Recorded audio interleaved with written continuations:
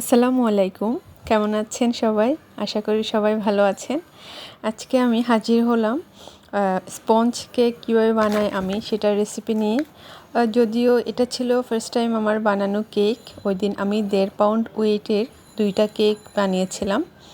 একটা ছিল আমার বেবির বার্থডে উপলক্ষে, আর এই কেকটা ছিল আমার ক্লোজ ফ্রেন্ডের একটা মেয়ে বাবু হয়েছে।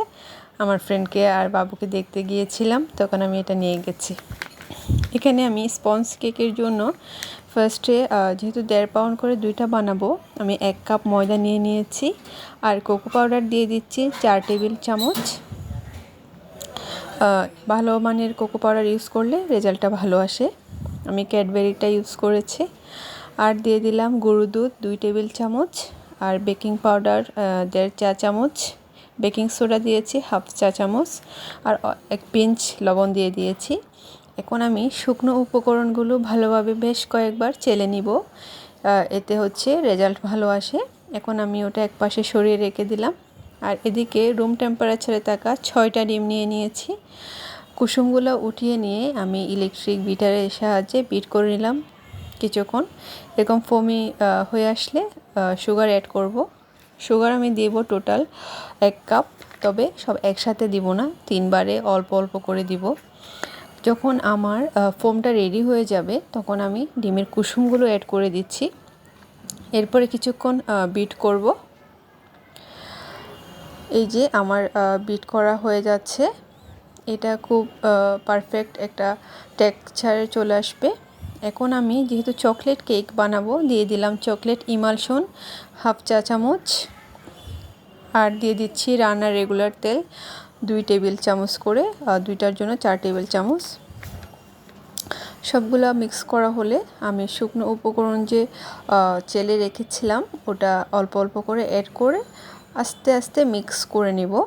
এখন যে আমার ফোমটা ক্রিয়েট হয়েছে এটা নষ্ট করা যাবে না, তাহলে স্পঞ্জ কেকটা ভালো হবে না। এই যে আমি এভাবে ফোল্ডিং মেথডে ঘুরিয়ে ঘুরিয়ে আস্তে আস্তে এটা মিক্স করে নিয়েছি। একটু ধৈর্যের সাথে করতে হবে। আর এখানে আমি 10 ইঞ্চি সাইজের 2টা মোল্ডে আমার ব্যাটারটা ঢেলে নিলাম। একটু ভালোভাবে ট্যাপ করে নিতে হবে যাতে ভিতরে কোনো বড় বাবল থাকলে বের হয়ে যায়।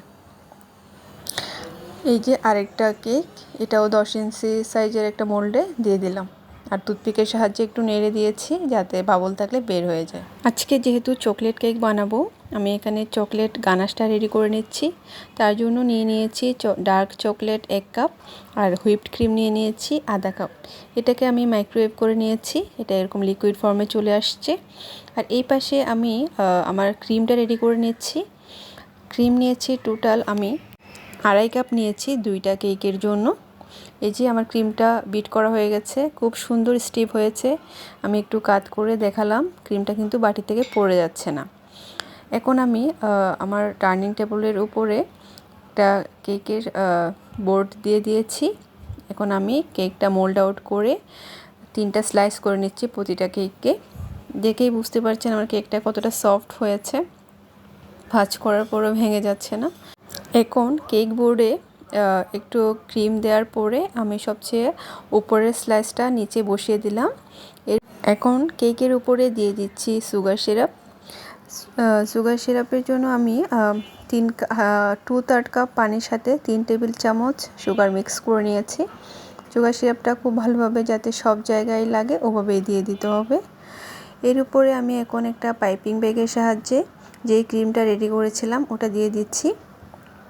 যেহেতু ফার্স্ট টাইম বানাচ্ছি, আমার একটু স্ট্রাগল করতে হচ্ছিল। এই যে এখন আমি এটা একটু লেভেল করে নিয়ে চকলেট ইমালশন দিয়ে দিচ্ছি।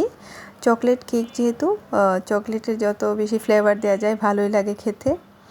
এরপরে আমি একটা স্ক্র্যাপারের সাহায্যে কেকের সাইডে একটু ফিনিশিং দেওয়ার ট্রাই করছি, আর উপরে একটা প্যালেট নাইফের সাহায্যে একটু প্লেন করে নিচ্ছি। এই যে এখন আমার এই কন্ডিশনে আসছে। আর একটা চকলেট যে ইমালশন রেডি করেছিলাম ওটা পাইপিং ব্যাগে নিয়ে আমি কেকের সাইডে একটা ডিজাইন করে নিয়েছি এরকম ডট ডট দিয়ে। এটা হচ্ছে দেখতে আমার ভালোই লাগে, সুন্দর লাগে, তাই এই ডিজাইনটা করার ট্রাই করছিলাম। আর কেকের উপরে নজল দিয়ে আমি একটা ফ্লাওয়ার করেছি। আজকে দুইটা কেক বানাচ্ছি, তবে দুইটা একই ডিজাইনেরই করছি। যেহেতু ফার্স্ট টাইম, তাই রিস্ক নিতে চাইনি। দুই ডিজাইন করলে টাইমও বেশি লাগবে, বা কেমন না কেমন হয় ওই চিন্তা করে আমি একই ডিজাইনেই দুইটা কেক বানিয়ে নিচ্ছি। কেক দুইটা এইভাবেই এই কন্ডিশনে আসার পরে আমি ফ্রিজে রেখে দিয়েছিলাম। আমার অ্যাকচুয়ালি কেকটা প্রয়োজন ছিল পরের দিন। আমি তখন বের করে উপরে হচ্ছে কিছু সুগার বল দিয়ে দিয়েছিলাম, আর উপরে লিখে দিয়েছিলাম আমার যা লেখার, এই যে আমার মেয়ের জন্য লিখেছিলাম। এভাবে লেখাটা খুব একটা ভালো হয়নি, তাও ট্রাই করে যতটুকু পেরেছি। আর সুন্দর একটা বাটারফ্লাই দিয়েছিলাম। বাটারফ্লাই দেওয়াতে আমার খুব ভালো লাগছিলো দেখতে।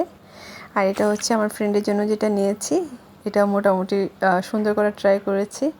এই আর কি। সবাই ভালো থাকবেন। আল্লাহ হাফেজ।